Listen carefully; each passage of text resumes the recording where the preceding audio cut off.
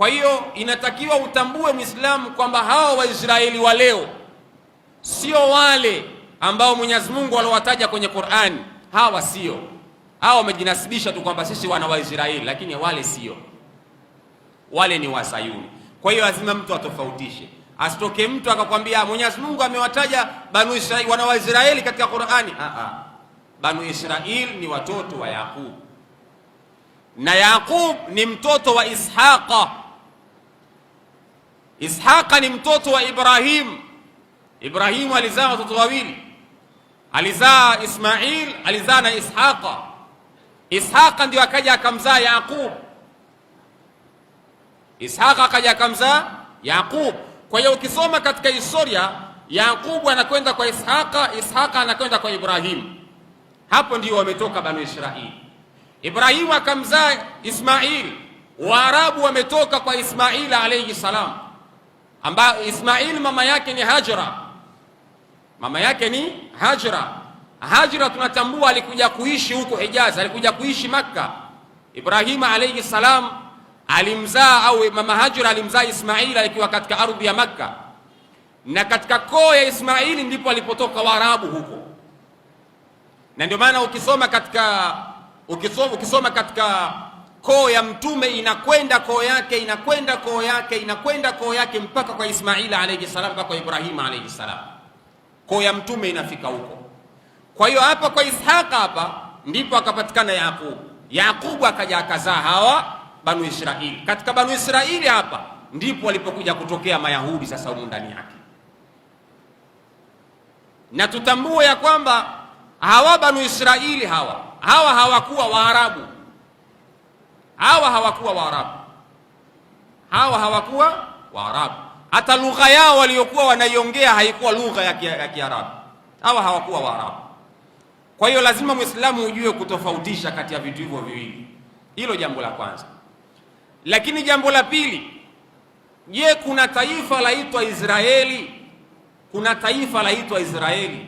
Jawabu la. Hakuna taifa laitwa Israeli. Taifa la Israeli limetoka wapi mpaka leo kuna taifa la Israeli? Ndugu zangu, katika moja ya dhulma iliyotokea duniani ni wa Palestina kunyang'anywa ardhi yao na wale wa Sayuni waliotoka Ulaya kuletwa pale. Katika moja ya dhulma kubwa iliyotokea katika ulimwengu huu ni wa Palestina kunyang'anywa ardhi yao, na baada ya kunyang'anywa ardhi yao wakagewa wa Sayuni waliotoka Ulaya wakaja wakawekwa pale. Walikuja mwaka gani pale nitakwambieni, na ilikuwaje mpaka wakawa na taifa, na walipata uhuru mwaka gani nitawaambieni. Lakini moja ya dhulma iliyofanyika duniani ni kuchukua ardhi ya Palestina kisha wakagewa Wazayuni, kisha wale Wazayuni wakaja wakaunda taifa laitwa Israeli. Kwa hiyo leo tunavyozungumza Israeli inakuwa kubwa kulikoni Palestina. Yaani kulikuwa hakuna taifa laitwa Israeli, lakini leo tunavyozungumza Israeli inakuwa kubwa kulikoni Palestina. Na ukubwa wake anaupata vipi? Anapigana, anawapiga, anahodhma, anachukua maeneo. Ndicho alichokuwa anakifanya hata katika eneo la Gaza. Alikuwa anawapiga na kuoa Palestina ili aweze kulichukua eneo la Gaza liwe katika miliki yake, kama alivyochukua Golan Heights, kama alivyochukua mashariki ya alivyochukua East Jerusalem, mashariki ya Jerusalem alipochukua. Yani katika maeneo ambayo amechukua, miongoni mwa mpango wake ilikuwa ni kuichukua na Gaza. Kwa hiyo Israeli yeye anaishi katika mfumo huo, na lengo lake ni kuchukua eneo lote mpaka kuwe hakuna taifa laitwa Palestina. Kwa hiyo kimsingi 1967 kulipiganwa vita na Waarabu pia wakashindwa. Mpaka leo tunavyozungumza Waisraeli wamekuwa ndio taifa lenye nguvu pale Middle East kuliko ni taifa lingine lolote, na wana maeneo makubwa kuliko Palestina. Hiyo ndio hali yao waliokuwa nayo. Sasa ukisoma katika historia, kwa nini mtume alikwenda katika ardhi ya Palestina? Kwa nini mtume alikwenda pale kabla ya kuelekea mbinguni? Mtume alikwenda pale ni kwa sababu ile ni ardhi ya kimkakati kwa Waislamu. Lakini kwa nini ile ardhi tangu wakati wa mtume ilikuwa katika miliki ya Waislamu? Kwa nini sasa hivi imetoka kwenye miliki ya Waislamu?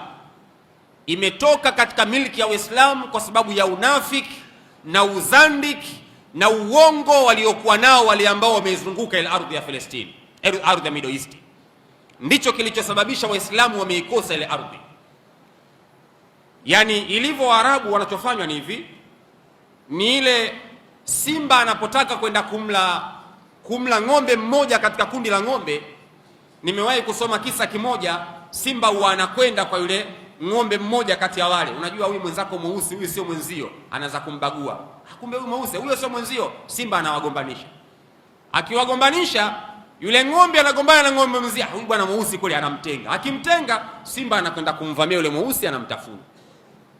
Ndicho kinachotokea pale katika Middle East, kwamba Waarabu hawawezi kuungana. Marekani ili aendelee kutawala ni lazima awafarakanishe wale wagombani, na hii ni principle, ni kanuni inaitwa farq tasud, divide and rule, wagawe uwatawale. Kwa hiyo Waarabu wenyewe kwa wenyewe wamekuwa ni wanafiki, hawaelewani wenyewe kwa wenyewe. Kwa nini Marekani na Muisraeli anatumia mbinu ya kuwagawa ili aendelee kutawala? Na kweli amefanikiwa. Na mbaya zaidi, anachukua vibaraka na waweka kwenye uongozi. Wale vibaraka wanaobei kwake, anachokitaka yeye bwana mkubwa ndicho wanachofuata. Ndio maana unaona leo Marekani ana base Jordan, ana base Saudia, ana base Iraki, ana base Bahrain, ana base Abu Dhabi, Dubai, ana base kila eneo la Waarabu. Yani mimi nimehesabu base alizokuwa nazo Marekani katika ardhi ya Middle East, ana base 25 ardhi za Waarabu, ana base 25 Marekani, base 25. Yani maana yake vifaa vyake vya kivita na wanajeshi wake kwa waweka pale. Na base kubwa ya Marekani ipo Saudia.